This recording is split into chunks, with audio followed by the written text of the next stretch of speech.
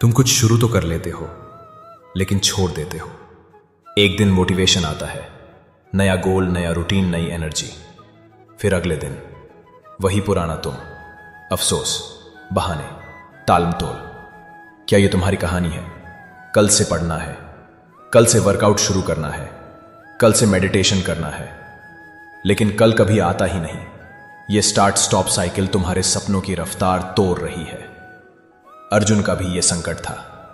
यह सिर्फ तुम्हारी नहीं, अर्जुन की भी कहानी थी। वो भी युद्ध के लिए तैयार था, लेकिन जब समय आया वो पीछे हट गया। बोला, ना मैं लड़ूंगा, ना मैं कुछ करूंगा। कृष्ण ने गुस्से में आकर नहीं, ज्ञान से उसका मन उठाया और कहा, कर्मण्येवाधिकारस्ते मां फलेषु कदाचन। कर्म कर, फल की चिंता मत कर। कर्म करना तुम्हारा धर्म है, न कि हर बार रुक जाना या सिर्फ सोचना। क्यों तुम इतनी जल्दी हार मान लेते हो? तुम इसलिए कॉन्सिस्टेंट नहीं हो क्योंकि तुम हर काम रिजल्ट के चक्कर में करते हो। जब रिजल्ट ना आए तो मन कहता है, छोड़ दे, इसमें क्या रखा है। लेकिन कृष्ण कहते हैं, कर्मयोग का मतलब है अपने कर्तव्य में लग जाओ, बिना फल के मोह के। कॉन्सिस्टेंसी का जन्म होता है जब तुम फल के बजाय कर्तव्य पे ध्यान देते हो। आलस्य का असली रूट आलस्य सिर्फ थकान नहीं होती, ये एक संस्कार बन जाता है, बरसों से जमा हुआ। जब तुम कुछ नहीं करते तो दिमाग तुम्हें आराम का झूठा सुख देता है और कहता है, थोड़ा और रेस्ट कर ले। कृष्ण कहते हैं, आत्मा ही अपना मित्र है और आत्मा ही अपना शत्रु।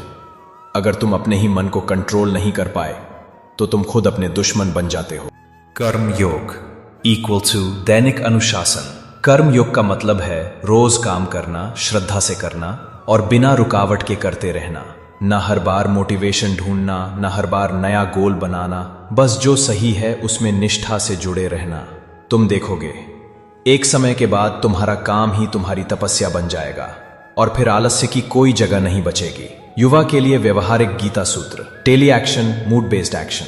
कृष्ण ने कभी अर्जुन से नहीं पूछा तुम्हारा मूड क्या है। उन्होंने कहा, यह तुम्हारा धर्म है, करो। छोटे कदम, दैनिक अनुशासन, रोज थोड़ा थोड़ा लेकिन लगातार। 100 मोटिवेशनल वीडियो नहीं, एक छोटा अनुशासित कदम ही तुम्हें बदलेगा। ज्ञान प्लस कर्म इक्वल टू अविरल प्रवाह। सिर्फ पढ़ना काफी नहीं, सिर्फ करना भी नहीं, समझ के साथ कर्म करना। यह है गीता का संतुलित सूत्र। निष्कर्ष, तुम कॉन्सिस्टेंट तब बनोगे जब तुम अपने काम को एक तपस्या बना दोगे, जब तुम करना शुरू कर दोगे बिना देरी के और रुकोगे नहीं हर छोटी दिक्कत पर। कृष्ण तुमसे कहते हैं, जो व्यक्ति आसक्त होकर कर्म करता है वह ही सच्चा योगी है। लेकिन अगर तुम अपना दिन ही सही से शुरू नहीं करते तो कॉन्सिस्टेंसी कैसे आएगी? अगला संदेश, एक ऐसा मॉर्निंग फॉर्मूला जो तुम्हारे दिन को पवित्र भी बनाएगा और अनुशासन का बीज भी बो देगा। एक बुद्धिमान व्यक्ति की दिनचर्या, गीता आधारित मॉर्निंग फॉर्मूला। आधे